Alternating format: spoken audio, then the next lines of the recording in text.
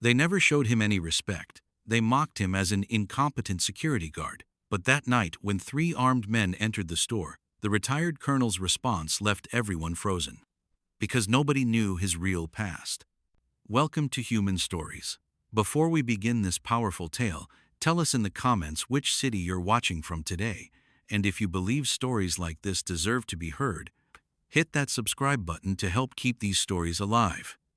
Colonel William Bill Parker was 68 years old and had been working as a night security guard at SuperMart in one of Denver's suburban neighborhoods for the past 2 years. Every evening he arrived at 10 p.m. and protected the store until 6 a.m. There was no trace left of his old military uniform, only the blue security guard uniform he wore. The employees called him Old Bill. Nobody knew his last name. Nobody asked where he lived. He was just a man who quietly did his job, moved slowly, and sometimes seemed forgetful. At least that's how he appeared. Store manager Tyler Morrison, 28 years old, business school graduate, and an arrogant young man, never showed Bill any respect. Why is this old man still here? He would complain to other employees. We have modern security systems. What do we need him for? Bill never responded to these words. He would just smile, nod his head, and continue with his work. Every night he followed the same route. Store entrance, electronics section, cash area, warehouse, back to entrance. Hours of silent walking. Last week, Tyler had complained about Bill to the district manager. This man is too slow. Even customers are bothered by him. He should retire. The district manager also supported Tyler's opinion. Maybe you're right. We can find someone younger. In this age of modern technology, we don't need old-fashioned people like him. Bill had overheard these conversations. He hadn't reacted at all. He had just taken his old thermos from his locker and continued with his duties. But inside that thermos was the only memento of his 30-year military career, his Medal of Honor. The employees enjoyed making fun of him. Hey Bill, are you going to walk around sleepily again tonight? Why are you working at this age? You should be playing with your grandchildren at home. They would laugh, and Bill would smile, never saying anything. But Tyler's impatience was growing. He had said he would fire Bill this weekend. Enough is enough. He's got to go. Thursday night was Bill's last shift at SuperMart. He knew he would be fired Friday morning. Tyler hadn't officially told him, but Bill had heard the conversations. A man who had worked 30 years in military intelligence wouldn't have trouble hearing office gossip. He arrived at the store at 9:45 p.m. As always, he opened his locker, took his thermos, and attached his security radio. Tyler was still at the store, working late hours. When he saw Bill, he gave him a disapproving look. Bill, this is your last night. We'll talk tomorrow morning, Tyler said without any courtesy. Understood, Bill said quietly. He didn't say anything more. At 10:30 p.m. the store closed. The last customers left, cashiers finished counting money, and Tyler went home. Now only Bill was in the store. And of course, Jennifer Martinez, the night shift cashier. Jennifer was 22 years old, a university student working part-time nights. She was the only person in the store who showed Bill respect. She called him Uncle Bill. How long have you been doing this job? She would ask. 2 years, Bill would say, but he never talked about the previous 30 years. That night, Jennifer was feeling down. Uncle Bill, Tyler treats you terribly. It's not fair at all. Bill smiled. Don't worry, dear. There are many unfair things in life. What matters is continuing to do what's right. Jennifer admired his calmness. Don't you ever get angry? Anger means losing control, Bill said. I don't like losing control. It was 11:30 p.m. Bill went on his first patrol round. Electronics section, cleaning supplies, food section. Everything was normal. He spoke to police on the radio. SuperMart security, all clear. But something caught his attention. There were 3 cars in the parking lot, too many for such a late hour. And the cars were parked in strategic positions, on escape routes. Bill's military instincts kicked in. This wasn't a coincidence. At 12:15 a.m., while Bill was checking security cameras, he saw 3 people exit the cars in the parking lot, all dressed in dark clothes, all moving the same way. Coordinated, planned. Bill reached for the radio to call police. But then the electricity went out. The backup generator kicked in, but the security system wasn't working. The cameras had gone down. "Jennifer," he called to the cash register. "Come here, immediately." Jennifer came running. "What happened, Uncle Bill?" "There's danger. Listen to me and do exactly what I say." Bill's voice had changed.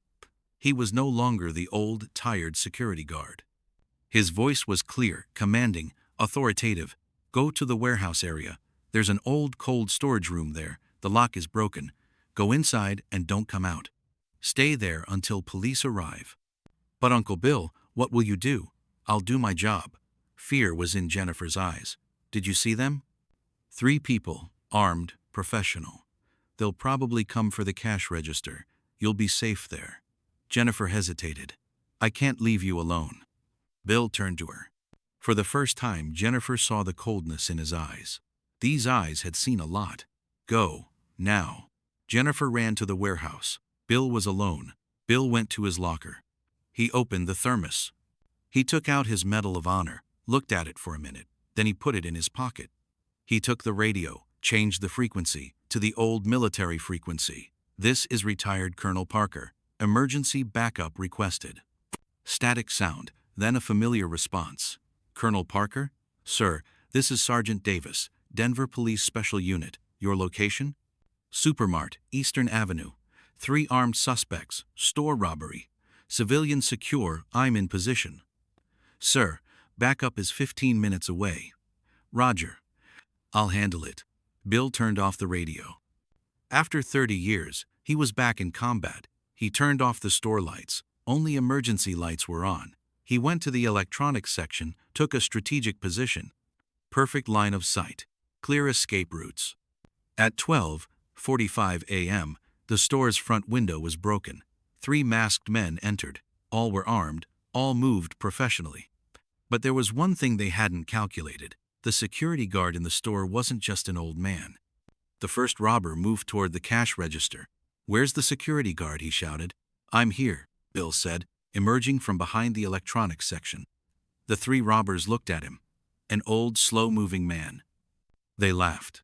"Old man, step aside or you'll get hurt," the leader said. Bill raised his hands. Okay, please don't hurt anyone." But Bill's hand was slowly moving to the radio on his belt. He pressed a button, silent alarm. Now police were definitely on their way. "Open the register," the second robber ordered, shouting for Jennifer. But Jennifer wasn't there. "Where's the cashier?" the leader asked suspiciously. "In the restroom," Bill said calmly. First mistake. The leader got too close to Bill. Too close to a man with 30 years of combat experience. Bill suddenly moved. Before the left robber could understand what was happening, Bill had taken his weapon, twisted his arm, and brought him down. 3 seconds. The other 2 were shocked. "What?" Bill rolled toward the second robber, swept his legs, and brought him down. Took his weapon. 2 more seconds. The leader pointed his gun at Bill, but Bill had already taken cover behind the electronics section. "Who are you?" the leader shouted. "Colonel William Parker, U.S. Army, retired," Bill replied. "And you're under arrest." The leader was shocked. You're just a security guard." "No," Bill said in a strong, clear voice. "I served 30 years in special forces, in Iraq, Afghanistan, and places you don't know about. I'm a Medal of Honor recipient. And right now, you're under my control." Police sirens were approaching from outside the store. Backup was coming. The second robber tried to get up. Bill fired a warning shot at him. "Don't move." The leader still wanted to resist. "There are 3 of us. You're just one." "I'm a colonel," Bill said coldly. "I fought and won against 3 amateur street gang members. This is my job." Just then, Tyler Morrison's voice was heard from outside the store. While police sirens were approaching, Tyler had also heard the alarm and came. "What's happening here?" Tyler shouted, running to the store. Police officers stopped Tyler. "Sir, the store is a crime scene. There's an armed robbery inside. There's only our old security guard inside. He can't do anything." Just then, Bill's voice came over the radio. "This is Colonel Parker. 3 suspects neutralized. Store secure. Backup can enter." Tyler froze. "Colonel Parker? Who's that?" When police entered the store, they saw a surprising scene. 3 armed robbers on the ground, hands tied behind their backs. Bill calmly leaning against the wall, hands in the air, waiting. "Colonel Parker?" the police commander asked. "That's me," Bill said. "Sir, we know your file. Bronze Star, Silver Star, Purple Heart, and Medal of Honor. You commanded Tuan Battalion in Afghanistan." Tyler's mouth was hanging open. What? What do you mean?" The police commander turned to Tyler. "Your old security guard is actually one of America's most respected officers, a war hero." Jennifer had also come out of the warehouse. "Uncle Bill, are you really a colonel?" Bill smiled. "Yes, dear. But now I'm just a security guard, or I was." Tyler was still in shock. But you never mentioned." "Because the past is the past," Bill said. "I was trying to build a new life here, quietly, humbly." The police commander looked at Tyler. "You were going to fire this man?" Tyler had turned bright red. I didn't know." "You didn't need to know," Bill said calmly, "but you needed to show respect." The next morning, the district manager and company general manager came to SuperMart. Bill's story had appeared in local news. War hero security guard saves store. The general manager called Bill to the office. "Colonel Parker, we apologize. We didn't know who you were." "You didn't need to know," Bill said. "I just wanted to do my job.